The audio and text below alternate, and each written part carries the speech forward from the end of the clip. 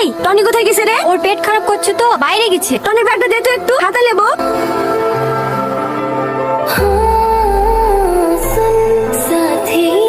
একটা কথা বলবো বলবো করে কিছুতেই তোকে বলতে পারিনি। আজ 5 বছর হয়ে গেল আমাদের সম্পর্ক। সত্যি কথা বলতে আমি প্রথম থেকেই তোকে ভালোবাসি, আমার জীবনের চেয়েও বেশি। I love you Salma, I love you. Please না করিস না। এই কোথায় আছে রে ও? কেনে চিঠির উত্তর দিবি নাকি? হ্যাঁ দেবো। কোথায় থাকবে বাবা? এই টাইমে তো বাচ্চাদের বসে আড্ডা দেয়। এই চপ তো অনেক হচ্ছে।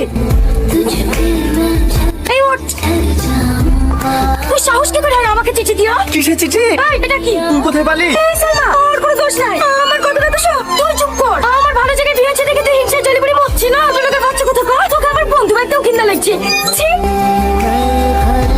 সরি রে, আমার জন্য তোকে আজ এত অপমান সহ্য করতে হলো। আমি তো ব্যাগ থেকে চিঠিটা লিখে সালমাকে দিয়েছিলাম। ভেবেছিলাম সালমা তোকে অনেক ভালোবাসে, কিন্তু না, আজ টাকার কাছে সালমার ভালোবাসা